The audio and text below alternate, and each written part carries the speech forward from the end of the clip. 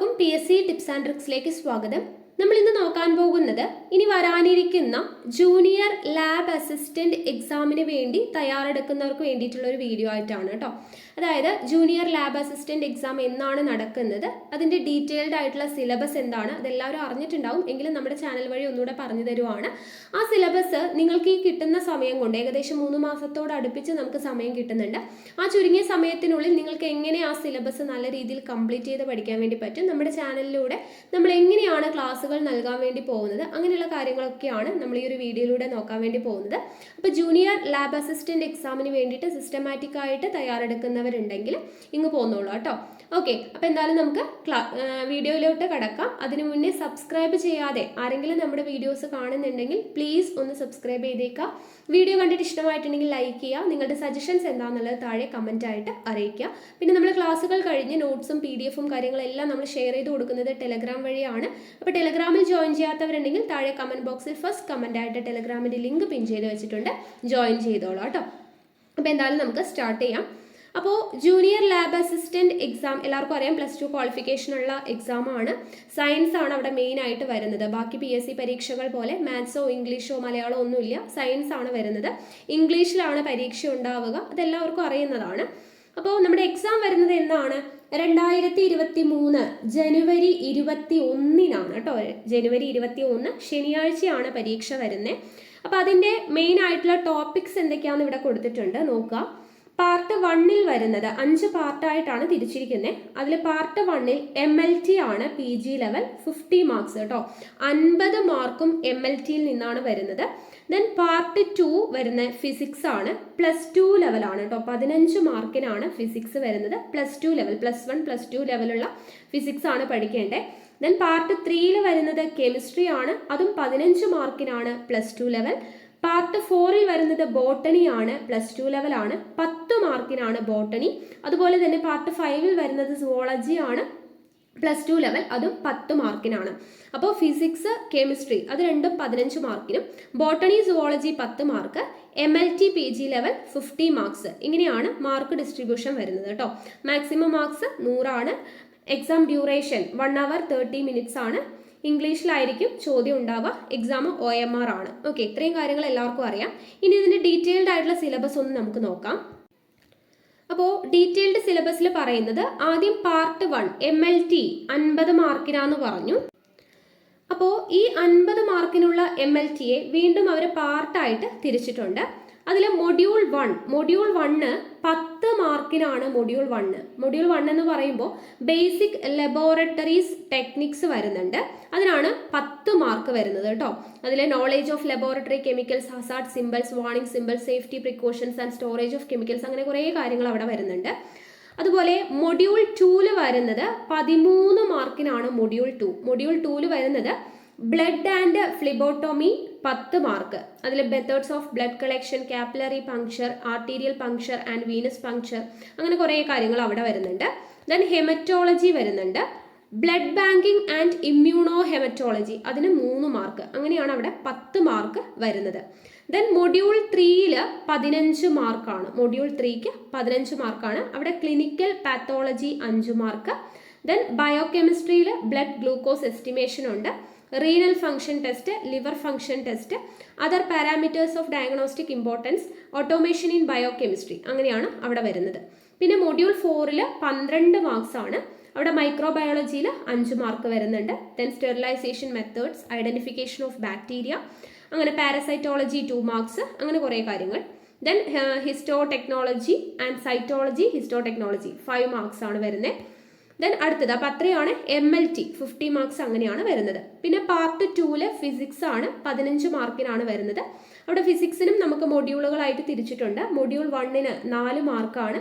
അവിടെ units and measurements, okay, kinematics, motion in a straight line and plane വരുന്നുണ്ട്, dynamics, laws of motion and work energy power വരുന്നുണ്ട്, system of particles and rotational motion, gravitation വരുന്നുണ്ട്. അതാണ് module 2-ൽ വരുന്നത്.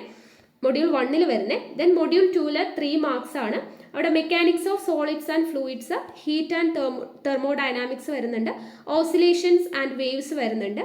Then module 3-ക്ക് 4 marks ആണ്. Electrostatics statics, electrodynamics, current, electricity, moving charges and magnetism, അങ്ങനെയുള്ള കാര്യങ്ങൾ, electromagnetic induction and AC, electromagnetic waves എല്ലാം വരുന്നുണ്ട്. ദെൻ മൊഡ്യൂൾ 4 4 മാർക്സ് ആണ്. അവിടെ ray and wave optics, modern physics, dual nature of radiation and matter, atoms and nuclei, semiconductor physics, അത്രയും വരുന്നുണ്ട്. Then part 3 കെമിസ്ട്രിക്ക് 15 marks ആണ്.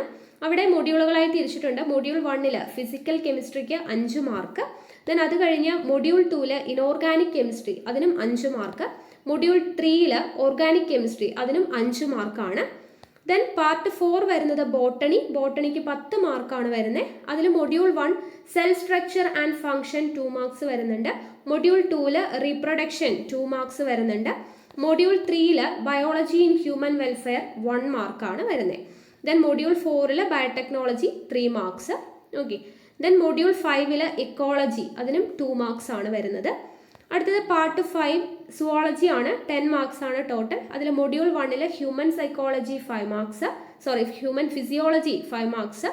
Then അത് കഴിഞ്ഞ് അവിടെ digestion and absorption, breathing and exchange of gases, അങ്ങനെ പറഞ്ഞ് കുറേ സബായിട്ട് ടോപ്പിക്സ് കൊടുത്തിട്ടുണ്ട്. ദെൻ മൊഡ്യൂൾ 2 ജെനറ്റിക്സ് 2 മാർക്സ് ആണ് വരുന്നത്. Module 3 biology in human welfare 1 marks. അതുപോലെ അനിമൽ കിങ്ഡം മൊഡ്യൂൾ 4 2 മാർക്സ്. അപ്പം ഇങ്ങനെയാണ് നമ്മുടെ സിലബസ്. കുറച്ച് വാസ്റ്റ് ആയിട്ടുള്ള സിലബസ് തന്നെയാണ്. അപ്പം നമുക്ക് ഈ ഒരു 3 മാസം കൊണ്ട് അത്യാവശ്യം നല്ല രീതിയിൽ തന്നെ സിലബസ് കംപ്ലീറ്റ് ചെയ്ത് പഠിക്കണമെങ്കിൽ സിസ്റ്റമാറ്റിക് ആയിട്ടുള്ള ഒരു പഠനം തന്നെ വേണം.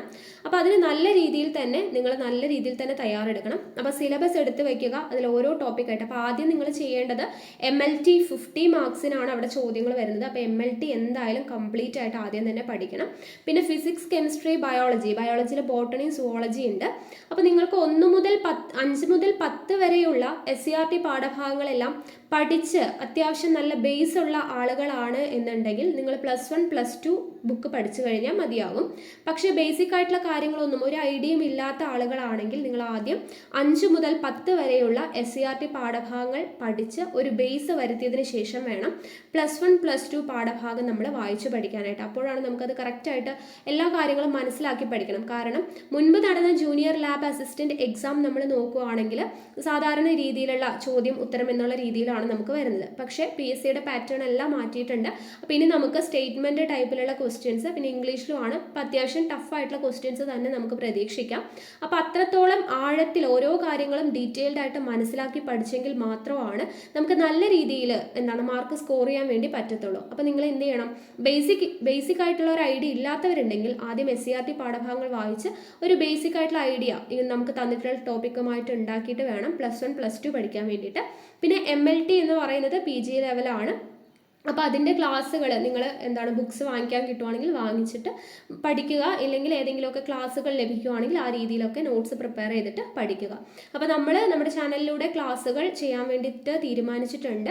അപ്പോൾ നമുക്കറിയത്തില്ല എത്രത്തോളം നമ്മുടെ ചാനലിൽ ജൂനിയർ ലാബ് അസിസ്റ്റൻറ്റിന് വേണ്ടി തയ്യാറെടുക്കുന്നവർ എത്രത്തോളം പേരുണ്ട് എന്നുള്ള കാര്യം നമുക്ക് അറിയത്തില്ല. അപ്പോൾ ക്ലാസ്സുകൾ വേണം എന്നുള്ളവരുണ്ടെങ്കിൽ താഴെ ദയവ് ഇതൊന്ന് കമൻറ്റ് ചെയ്യണം കേട്ടോ. അപ്പോൾ നിങ്ങളുടെ കമൻറ്റ്സ് വായിക്കുമ്പോൾ നമുക്ക് എത്രത്തോളം പേരുണ്ട്, ക്ലാസ് ആവശ്യമുണ്ടോ ഇല്ലയോ എന്നുള്ള ഒരു കാര്യം അറിഞ്ഞതിന് ശേഷം നമുക്ക് ക്ലാസ് ചെയ്യാമല്ലോ. അപ്പോൾ എല്ലാവരും അത്യാവശ്യം കാണാൻ ആളുണ്ട് എന്നുണ്ടെങ്കിലാണ് നമ്മൾ ക്ലാസ് ചെയ്തിട്ട് കാര്യമുള്ളൂ. അപ്പോൾ അതുകൊണ്ടാണ് പറയുന്നത് കേട്ടോ. അപ്പോൾ ജൂനിയർ ലാബ് അസിസ്റ്റന്റ് എക്സാമിന് വേണ്ടിയിട്ട് സീരിയസ് ആയിട്ട് പ്രിപ്പയർ ചെയ്യുന്നവരുണ്ടെങ്കിൽ താഴെ തീർച്ചയായിട്ടും കമൻറ്റ് ചെയ്യുക. അപ്പോൾ അതിനനുസരിച്ച് നമ്മൾ ഓരോ ക്ലാസ്സുകളും MLTയും അതുപോലെ ഫിസിക്സും കെമിസ്ട്രിയും ബയോളജിയും എല്ലാ കാര്യങ്ങളും നമ്മൾ ക്ലാസ്സുകൾ എടുത്തു തരാൻ തയ്യാറാണ് നിങ്ങൾക്ക് ആവശ്യമാണെങ്കിൽ. അപ്പോൾ താഴെ തീർച്ചയായിട്ടും കമൻറ്റ് ചെയ്യാം. അങ്ങനെയാണെങ്കിൽ നമ്മൾ സിസ്റ്റമാറ്റിക് ആയിട്ട് ക്ലാസ്സുകളും മുൻവർഷ ചോദ്യ പേപ്പറെല്ലാം വർക്കൗട്ട് ചെയ്യാം. ചോദ്യങ്ങളും അനുബന്ധ വിവരങ്ങളും മുൻവർഷ ചോദ്യ പേപ്പറുകൾ വർക്കൗട്ട് ചെയ്യും. ക്ലാസ്സുകളായിട്ടും എല്ലാം തരാനായിട്ട് തീരുമാനിച്ചിട്ടുണ്ട്. അപ്പോൾ ക്ലാസ് വേണം എന്നുള്ളവരുണ്ടെങ്കിൽ തീർച്ചയായിട്ടും താഴെ കമൻറ്റ് ചെയ്യുക. പിന്നെ ക്ലാസ് കഴിഞ്ഞാൽ നമ്മൾ സാധാരണ രീതിയിൽ ടെലഗ്രാമിൽ നോട്ട്സ് എല്ലാം ഷെയർ ചെയ്യുന്നത് പോലെ നിങ്ങൾക്ക് നോട്ട്സും കിട്ടുന്നതാണ് കേട്ടോ. ഓക്കെ, അപ്പോൾ ഇത്രയും കാര്യങ്ങളാണ് നമുക്ക് പറയാനുള്ളത്. അപ്പോൾ തീർച്ചയായിട്ടും താഴെ കമൻറ്റ് ചെയ്യുക ക്ലാസ് വേണം എന്നുള്ളവർ. അപ്പോൾ നമുക്ക് അടുത്ത ക്ലാസ്സുമായിട്ട് ഉടനെ തന്നെ കാണാം. താങ്ക്